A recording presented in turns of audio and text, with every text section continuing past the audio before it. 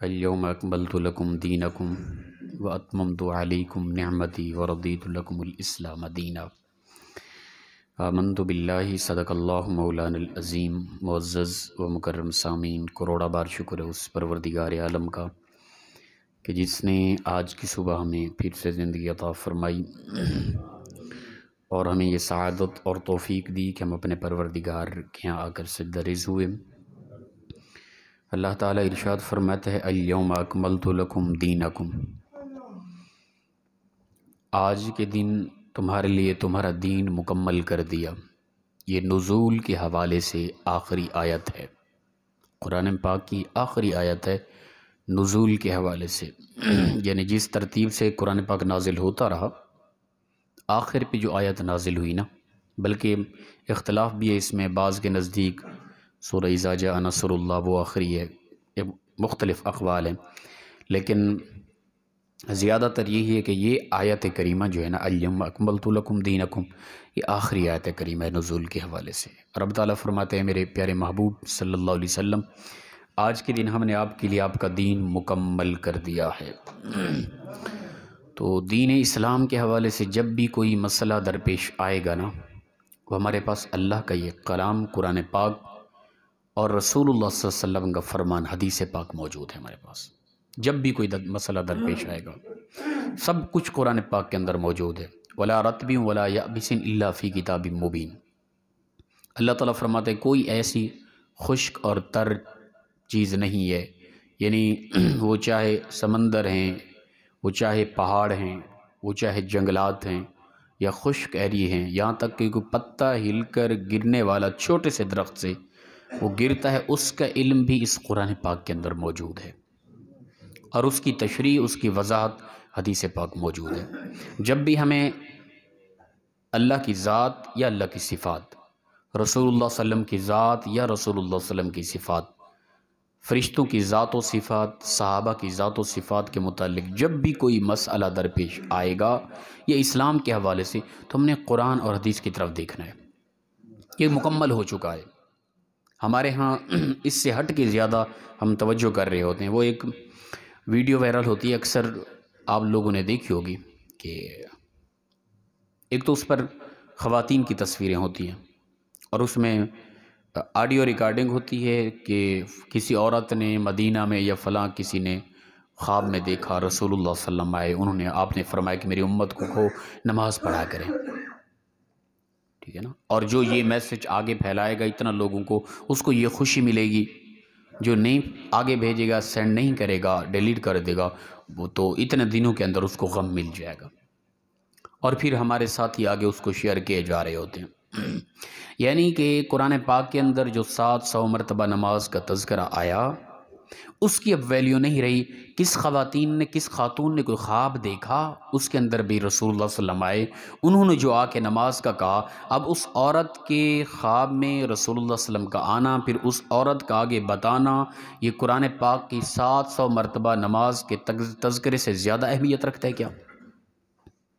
کیا اب نماز فرض ہوگی، اب لازم ہوگی، ہم ڈر کی وجہ سے اب پڑھیں گے کہ ایک خاتون نے خواب میں دیکھا؟ قرآن پاک 700 مرتبہ تمہیں پکار رہے نماز کی طرف، اس کی کوئی ویلیو نہ تھی پہلے؟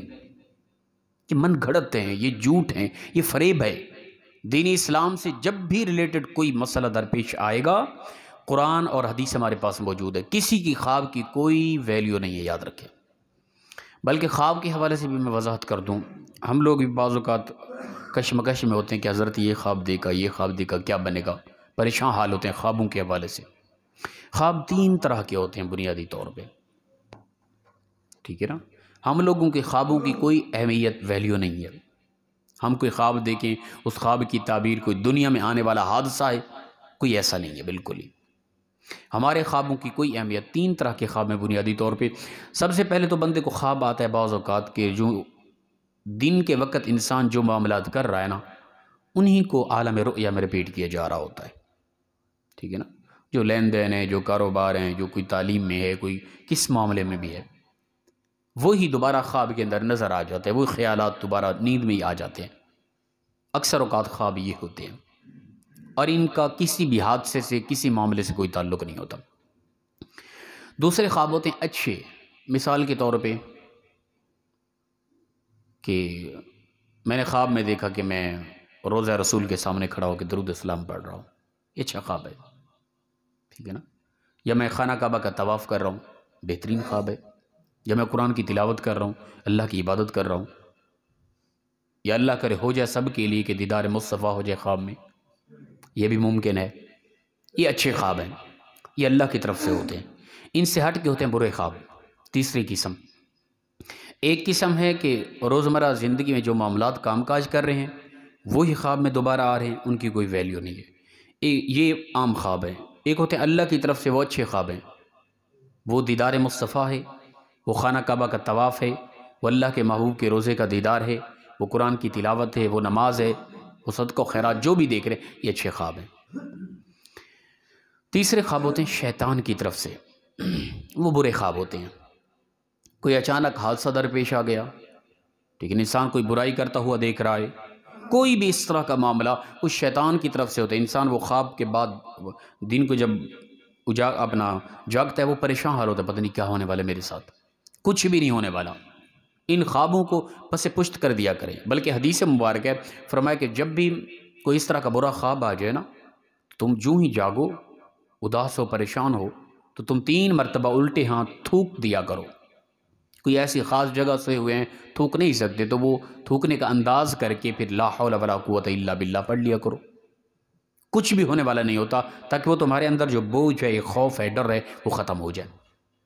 تو یہ 3 طرح کے خواب ہیں، نہ پریشان حال ہوا کریں بھئی خواب ہم نے دیکھا حضرت اب کیا بنے گا، میں کئی مرتبہ یہ خواب دیکھ چکا ہوں، کوئی مسئلہ نہیں ہے۔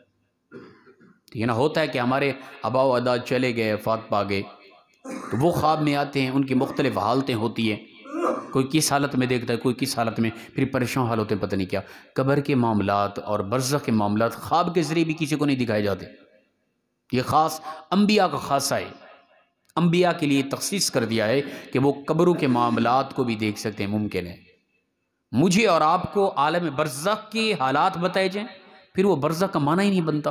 برزخ کا معنی ہے پردہ، کہ تم ان کو نہیں دیکھ سکتے، تمہارے سامنے پردہ کر دیا گیا، ان کے ساتھ کیا ہو رہا ہے یہ تمہیں نہ خواب کے، نہ خیال کے، نہ عالم روح کسی حوالے سے بھی تمہیں نہیں دکھایا جا سکتا۔ یہ تو جو بھی ان کی طرف سے ہمیں کچھ دیکھا جا رہا ہے، کوئی خطرناک معاملہ دیکھا جا رہا ہے، وہ شیطان کی طرف سے ہے، اس پر ہمیں پریشان نہیں ہونا۔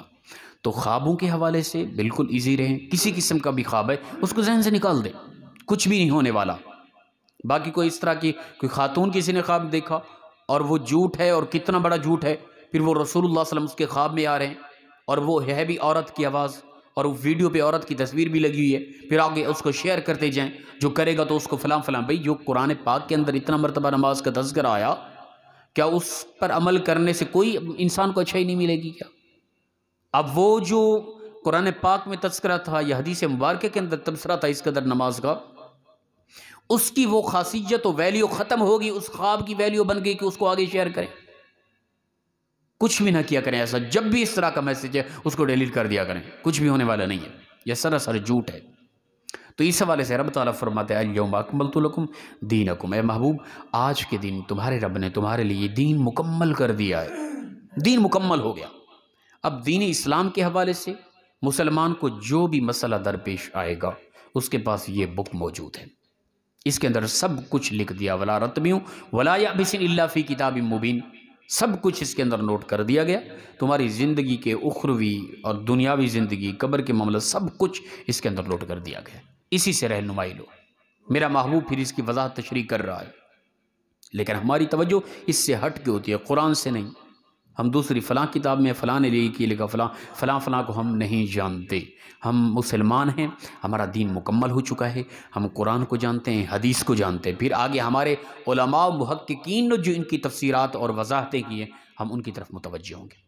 اللہ پاک مخلصانہ انداز میں ہم سب کو عمل کی توفیق عطا فرمائے۔ وآخر دعوانا الحمدللہ رب العالمین۔